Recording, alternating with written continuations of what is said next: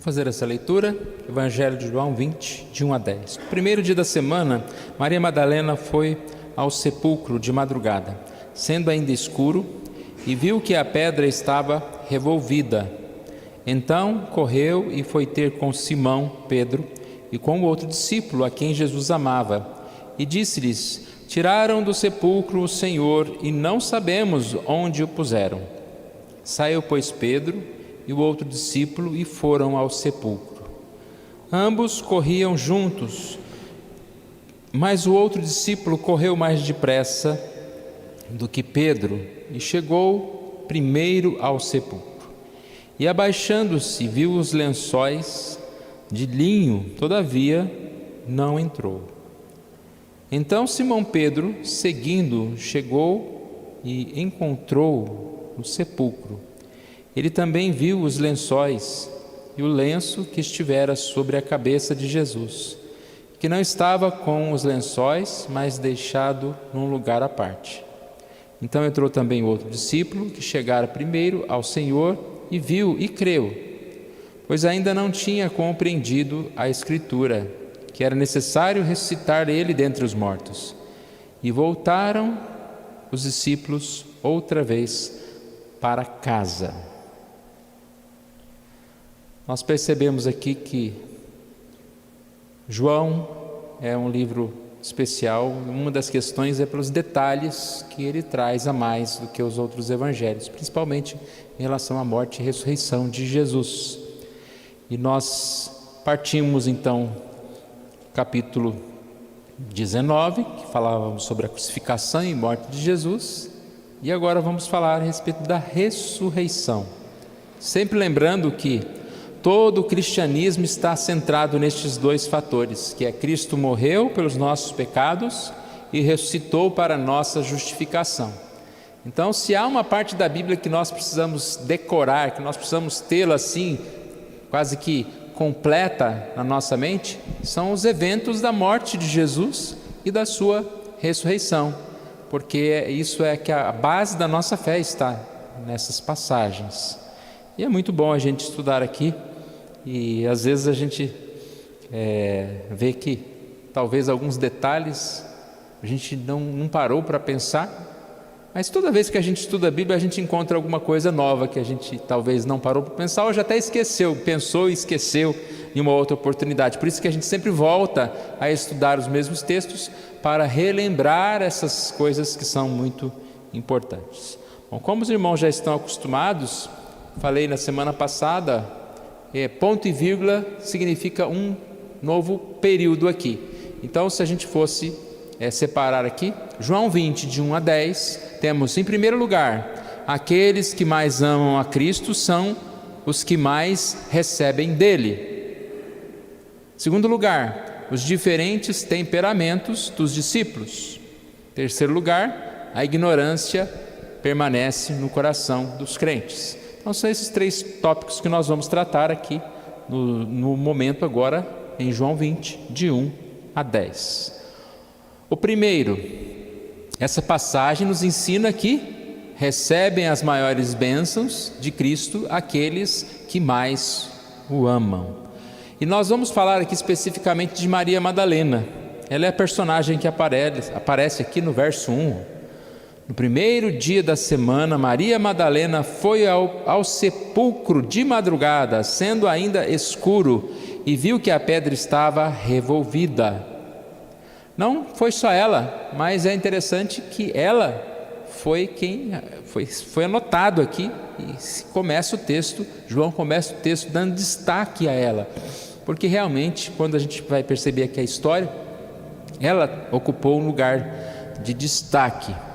E o tópico então é que aqueles que mais foram amados, aqueles que Cristo mais amou, são esses que de certa forma recebem maiores bênçãos, ou aqueles que mais o amam, mais o amam são também amados e recebem as bênçãos. Recebe as bênçãos aquele que reconhece que foi muito amado. Talvez porque essa mulher teve uma vida marcada por muitos fatos ruins, a ênfase que é dada em outros evangelhos, como Marcos 16:9 e Lucas 8:2, é que Jesus expeliu 7 demônios de Maria. Então ela é reconhecida talvez como uma mulher adúltera, ela é reconhecida como uma mulher má, mas ela foi muito amada por Jesus. E quem é muito amado, quem veio de uma situação como a dela, quem recebeu uma grande libertação como ela, é alguém que reconhece a necessidade de estar próximo de Jesus.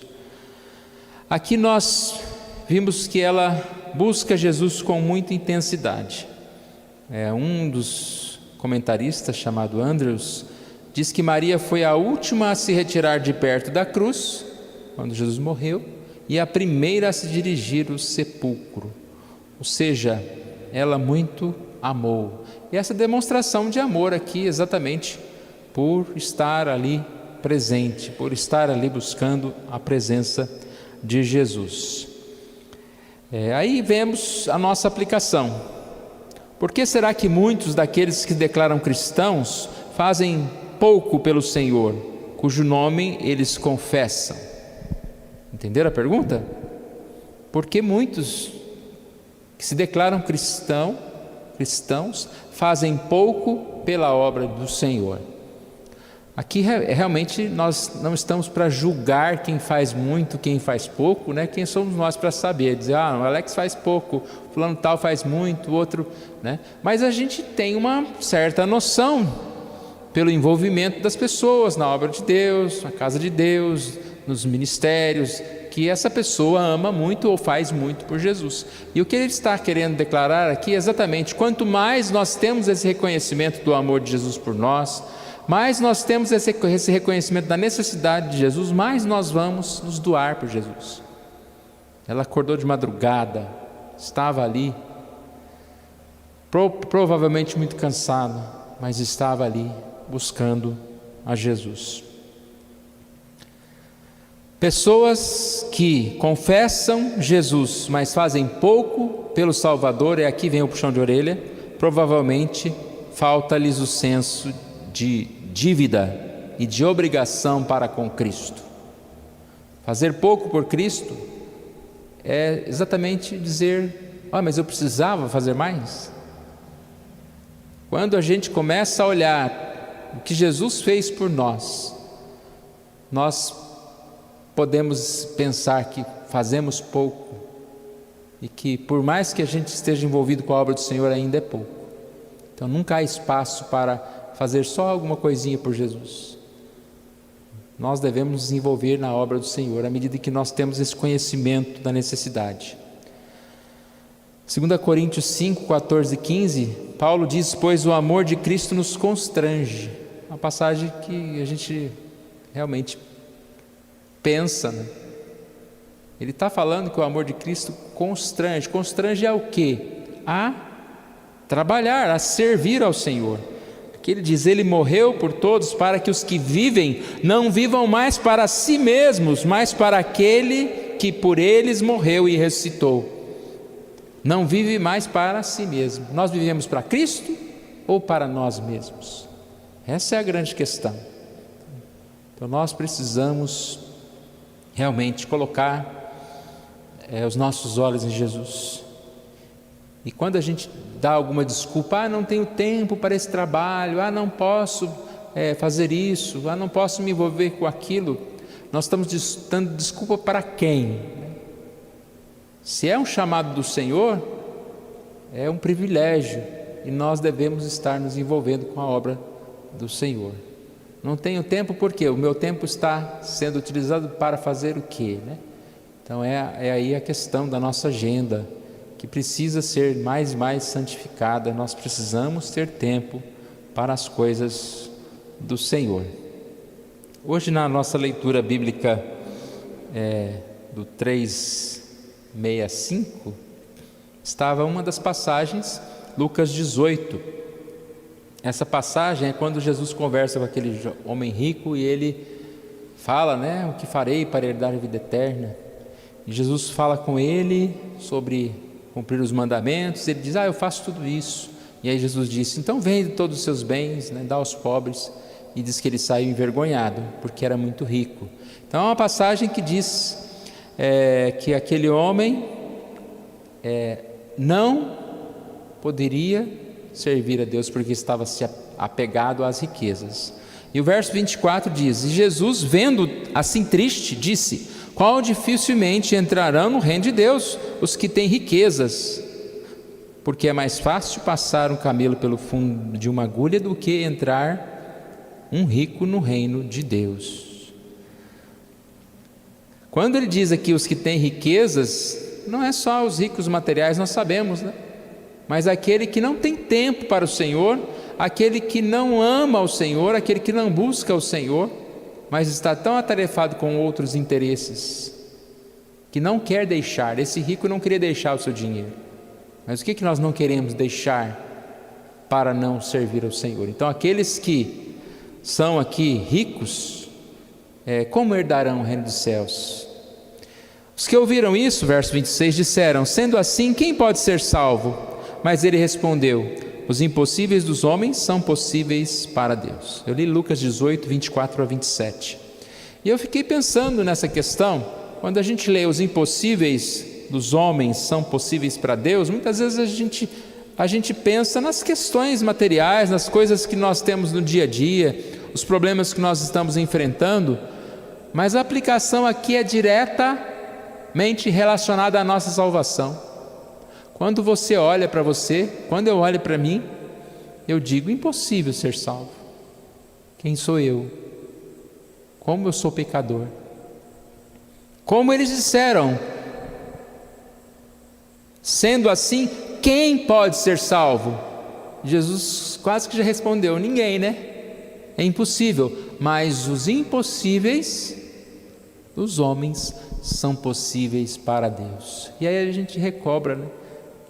A salvação, a morte de Jesus, a grande obra de Jesus, o grande amor de Jesus, que foi feito para quebrar esse impossível e nos levar à salvação. Então esse tópico, ele para nós deve nos alertar na necessidade de buscarmos ao Senhor. Recebem as maiores bênçãos de Cristo aqueles que mais o amam.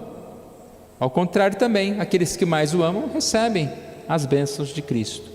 Segundo lugar, essa passagem também nos ensina que existe ampla diferença de temperamento entre os seguidores de Cristo. A partir do verso 2 aqui diz que Maria Madalena, que diz: então correu e foi ter com Simão Pedro e com o outro discípulo, a quem Jesus amava, e disse-lhes: tiraram do sepulcro o Senhor e não sabemos onde o puseram. E aqui, a partir de diante, conta que ambos correram ao sepulcro, mas que João, o discípulo a quem Jesus amava, correu mais depressa, e Pedro chegou primeiro. Mas conta o texto que há também mais uma diferença. João, talvez aqui como mais gentil, mais calmo, ele apenas abaixou-se e viu os lençóis de linho e não entrou. Pedro chega depois e, digamos aqui, aquele que é o mais ativo, zeloso, impulsivo, precipitado, ele não satisfez-se somente em ir até onde João foi, mas entrou no sepulcro e viu com os seus próprios olhos ali o sepulcro vazio. Então, o que a gente pode pensar a respeito deste assunto? Não delongando aqui, mas o comentarista aqui, eu peguei essa parte, ele diz que aqui fala sobre as pessoas próximas ao Senhor, mas são pessoas diferentes. Não foi que um fez certo, o outro fez errado. Tanto que na sequência a gente vai perceber que João também entrou depois, né? Aqui, eu vou ler a passagem. Então entrou também, verso 8, o outro discípulo que chegara primeiro ao Senhor e viu e creu. Entrou também. ou seja, os dois entraram. Nós falamos há pouco de aquele que muito ama, aquele que chega primeiro. Maria Madalena estava lá. Podemos falar, como na semana passada, sobre o sepultamento de Jesus. José de Arimateia foi lá e conversou com Pilatos e ficou responsável pelo túmulo. Muitas vezes a gente percebe que o corpo de Cristo ele é dinâmico. As pessoas têm intenções, as pessoas têm, vamos dizer assim, iniciativas, talvez que uma outra não tenha. Então, se eu chego aqui na igreja, eu vejo que está apagada uma luz, eu tenho uma iniciativa de acender, o outro não tem, tudo bem, você fez aí a sua parte. O que nós não podemos é começar a criticar uns aos outros. Mas por que fulano, né? Por que o Alex não acendeu? Agora sobrar para você, Alex. Por que o Alex não acendeu a luz? Né? Ou por que fulano, aqui quando nós falamos do sepultamento de Jesus, os discípulos não estavam lá? Cadê os apóstolos deles, né? Então a gente percebe que existem diferenças, existem trabalhos diferentes. Como nós estamos hoje aqui, vamos questionar, né? Por que fulano não veio no culto, no estudo bíblico, quarta-feira? Quem somos nós para questionar? Nós estamos aqui e graças a Deus, se nós somos poucos ou se nós somos muitos, mas nós somos decididos, estamos aqui para estudar a Bíblia. Eu, na minha forma de pensar, eu acredito que o culto de quarta-feira é o culto mais importante, digamos assim, da semana, porque é o tempo que a gente tem aqui para estudar detalhadamente o texto. Provavelmente é o tempo que eu gasto mais tempo me preparando, é o estudo de quarta-feira, e talvez seja o que menos pessoas participam, mas eu creio que assim, se é o estudo bíblico, ele precisa ser bem feito, bem elaborado, e que os irmãos estão aqui, glória a Deus, fiquem firmes, né? Vamos participar e vamos aprender, e o que nós aprendemos, perdeu quem não veio, mas o que nós aprendemos, glória a Deus por isso. Então, nós encontramos aqui diferenças em ações no corpo de Cristo, e a gente tem que tomar cuidado com o julgamento, mas saber que nós assim estamos aqui para aprender, para servir ao Senhor, né? E para estarmos juntos nesse momento. Devemos amar a todos com sinceridade, aqueles que amam a Cristo e também servem a Cristo. O mais importante é amar a Cristo, e nós sabemos que Pedro e João amavam a Cristo. Se há alguma diferença aqui, não é o mais importante. Por último, desse primeiro tópico, dos versos de 1 a 10, essa passagem nos ensina que pode haver muita ignorância mesmo nos discípulos de Cristo. A ignorância relatada aqui é quando diz que nem Pedro e nem João tinham entendido que Jesus iria ressuscitar. Então ambos correram para lá. Podemos dizer que nem Maria Madalena, né? Mas o fato aqui é Pedro e João. Verso 6, Simão Pedro seguindo, chegou, entrou e viu também os lençóis. Verso 7, e o lenço que estivera sobre a cabeça de Jesus, e que não estava com os lençóis, mas deixando num lugar à parte.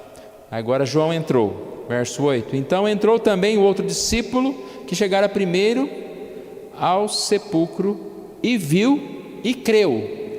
É esse o detalhe aqui, e viu e creu. Olha o verso 9, explica muito bem o que ele está dizendo no 7, no 8, no final do 8, e viu e creu, final do 8, o 9, explicando, pois ainda não tinham compreendido a Escritura, que era necessário ressuscitar ele dentre os mortos.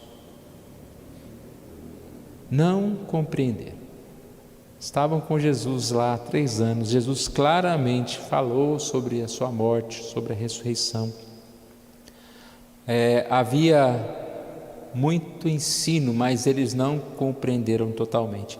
E aí a gente fica pensando, né, irmãos, quando a gente está na igreja, a gente está falando da palavra,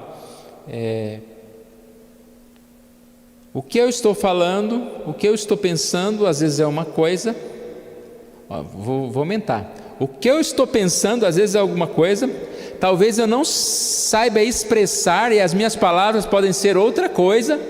O que cada um está ouvindo, muitas vezes é uma diversidade de coisas. Tanto que se você pedir, acabou o culto, lá na porta, o que o pastor falou a respeito de Maria Madalena? O que será que nós iríamos falar, né? O que nós aprendemos a respeito de Maria Madalena no estudo de hoje? Então, às vezes a gente tem dificuldade de entender, de aprender, de assimilar, né? Nós precisamos anotar as coisas, precisamos repetir. Eu, como eu disse, para falar essa mensagem, eu precisei ler, anotar, reler, grifar. E muitos não compreendem, muitos não entenderam. E, mais uma vez, a gente pode dizer o seguinte: se o próprio Jesus pregando lá, Pedro e João, eles não entenderam com completo o ensino, né? Imagina nós aqui, os simples pastores, presbíteros, irmãos, professores. Nós não precisamos ficar muito preocupados quando as pessoas não compreendem tudo. E cada vez mais nós sabemos que existem divergências de posições, de opinião, e essas não devem ser para nós motivo também de discórdia, mas nós devemos sempre ensinar a palavra, devemos sempre pregar a palavra, lembrando sempre que o que é mais importante e prioritário é nós todos compreendermos a necessidade de salvação, a necessidade do arrependimento, necessidade de entender o que Cristo fez por nós, no sentido de que Ele morreu na cruz por nós, que Ele ressuscitou, e isso é o conhecimento mais importante para nós, que é a respeito da nossa salvação. Algumas outras coisas nós nem compreendemos, talvez algumas coisas que a gente acha que sabe, a gente também não está muito certo naquilo que nós sabemos, porque talvez nós trouxemos uma tradição, alguém nos ensinou errado e nós aprendemos desde pequeno daquela forma e achamos que é o certo, né? Então nós podemos descansar nisso. Vamos seguindo. João 20, de 11 a 18. Vamos fazer a leitura desta passagem. Vou pedir para a Nádia fazer essa leitura enquanto eu abro o copinho de água aqui. Evangelho de João, capítulo 20, versos de 11 a 18. Maria, entretanto, permanecia junto à entrada do túmulo, chorando. Enquanto chorava, abaixou-se e olhou para dentro do túmulo, e viu 2 anjos vestidos de branco, sentados onde o corpo de Jesus fora posto, uma à cabeceira e outro aos pés. Então eles lhe perguntaram: mulher, por que choras? Ela lhes respondeu: porque levaram o meu Senhor e não sei onde o puseram. Tendo dito isto, voltou-se para trás e viu Jesus em pé, mas não reconheceu que era Jesus.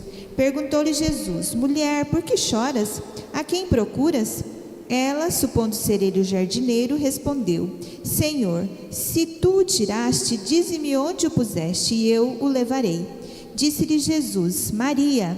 Ela, voltando-se, lhe disse em hebraico: Rabone, que quer dizer mestre. Recomendou-lhe Jesus: não me detenhas, porque ainda não subi para meu Pai, mas vai ter com os meus irmãos e dize-lhes: subo para meu Pai e vosso Pai, para meu Deus e vosso Deus. Então saiu Maria Madalena anunciando aos discípulos: vi o Senhor, e contava que ele lhe dissera estas coisas.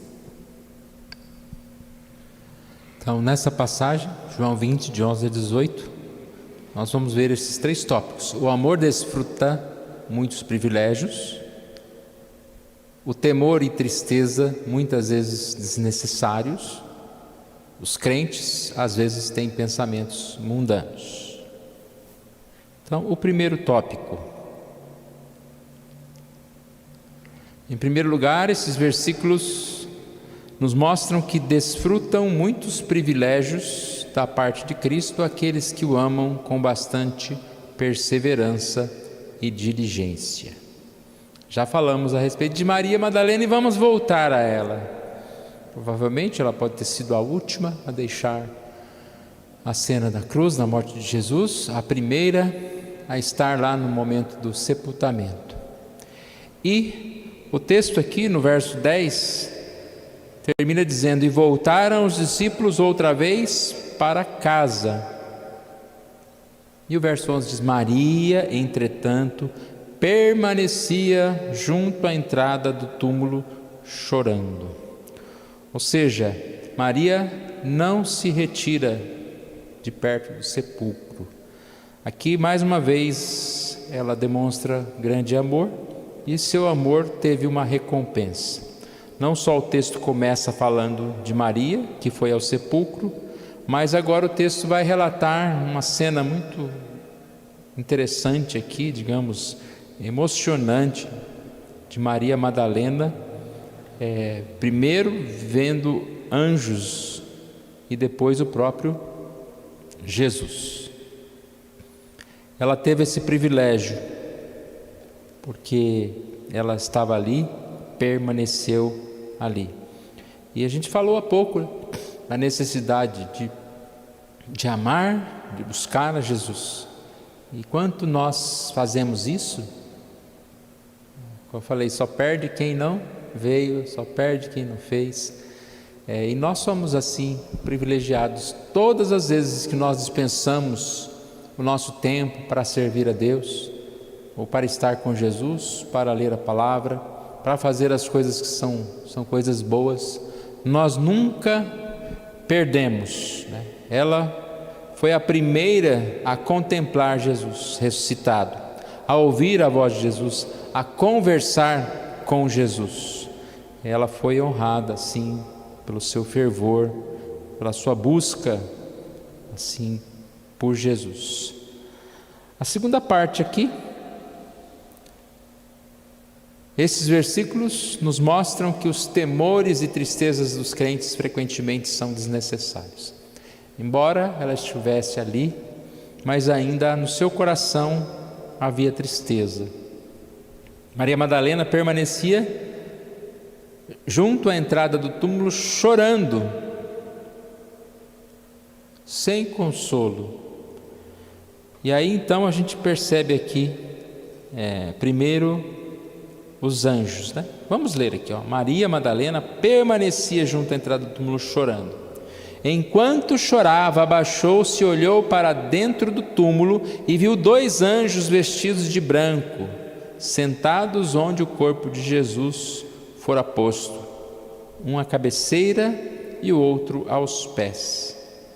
Então lhes perguntaram: Maria, Maria, por que choras? Levaram o corpo do meu Senhor e não sei onde o puseram. Tendo dito isso, voltou-se para trás e viu Jesus em pé. Então ela viu os anjos lá dentro, e aí quando ela volta-se para trás, ela viu Jesus. Jesus fez a mesma pergunta: mulher, por que choras? A quem procura? Ela pensou que era o jardineiro. Senhor, se tu o tiraste, dize-me onde o pusestes, e eu o levarei. Levaram o meu Senhor, onde o puseram? Aqui é bem um reflexo da nossa vida em relação às tristezas, muitas vezes desnecessárias. As tristezas e ansiedades, preocupações, frequentemente são desnecessárias. Basta a gente ver o problema do outro, né? Às vezes você vê alguém sofrendo por alguma coisa e você fala: poxa, mas está tão fácil resolver, né? Mas para aquela pessoa não está fácil resolver. E quantas vezes as nossas dores, as nossas preocupações, para nós, tem solução. Mas tem. E às vezes aquilo que a gente chora, olha que interessante isso, aquilo que a gente chora é exatamente por aquilo que a gente deveria se alegrar. Ela estava chorando porque o túmulo estava vazio. Ela devia chorar se ela tivesse chegado lá, o túmulo fechado, Jesus morto. Ela estava chorando porque uma bênção tinha acontecido. Então nós não temos muitas vezes a visão correta, e nós sofremos e ficamos ansiosos por coisas que não são talvez motivos de lamento. Nós lamentamos frequentemente por coisas que talvez nós já possuímos e queremos, mas já temos, ou coisas que estão muito próximas de nós. Ela estava chorando porque ela queria saber do Senhor, e ela estava junto do Senhor. Nossa oração deve ser sempre para que Deus nos dê mais essa consciência, paciência e entendimento que os propósitos de Deus estão se cumprindo, e muitas vezes já se cumpriram e a gente não viu. Deus é bom demais, né? Deus cuida de nós, e com certeza nós podemos descansar no Senhor. O terceiro, esses versículos nos mostram que as mentes dos discípulos de Cristo podem nutrir pensamentos insignificantes e terrenos a respeito dele.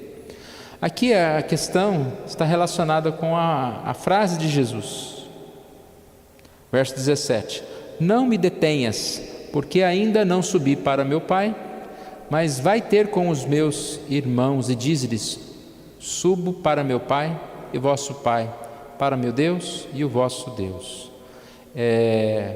Não me detenhas, porque ainda não subi para meu Pai. Ela queria Jesus, ela encontrou Jesus, e aqui dá para entender que ela ali estava, não sei se querendo levar Jesus para casa, para que Jesus descansasse, ou se estava ali aos pés de Jesus, abraçando Jesus, e Jesus fala: peraí, eu tenho mais o que fazer, né? Eu tenho outras coisas para fazer. Agora é importante que você vá anunciar, não se detenha ao meu corpo, a questão da minha vida. E mesmo porque eu vim, mas eu vou para o meu Pai. É como se ele dissesse: daqui a pouco eu já vou embora de novo. O que você precisa não é da minha presença apenas. E quantas vezes a gente não enxerga as coisas de uma forma mais completa? Nós vamos nos deter a Jesus ou nos deter a esse ministério de Jesus? O comentarista fala que ela valorizou a humanidade de Jesus, e nós não podemos assim dizer que devemos apenas pensar nesse aspecto. Em 40 dias eu subirei ao Pai. Seu dever agora não é demonstrar-se aos pés de Jesus, né? E sim procurar e anunciar a Jesus para outras pessoas.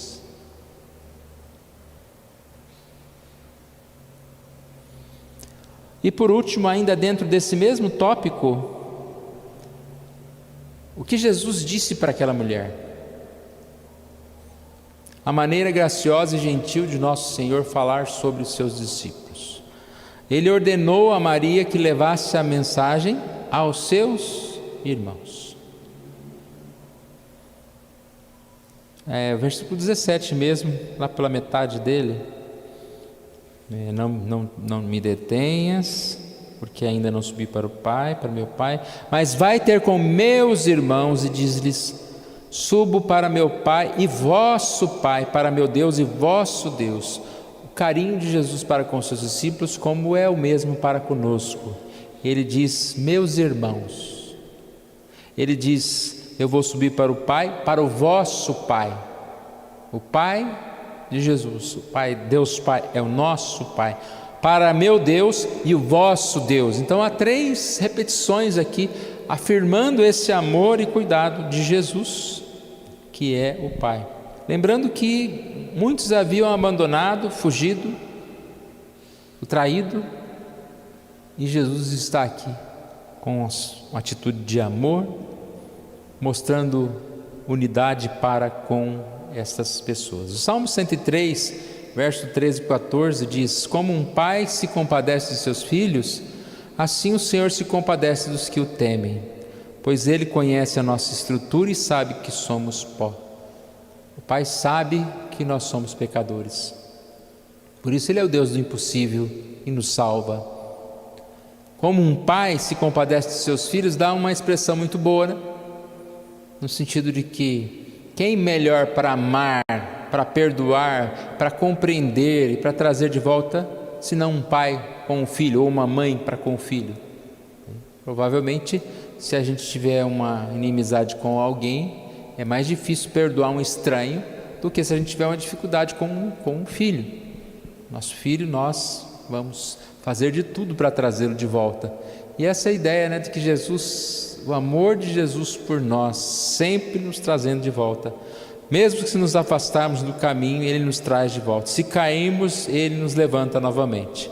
João 6,37, todo aquele que o Pai me dá, este virá a mim, e de modo nenhum o lançarei fora. Este virá a mim, e o que vem a mim, de modo nenhum lançarei fora. Salmo 103:10, Ele não nos trata segundo os nossos próprios pecados, nem nos retribui consoante as nossas iniquidades. Então, que nós possamos ser agradecidos ao Senhor. Nós vamos continuar a mensagem na próxima semana. E Deus assim nos ajude e nos fortaleça.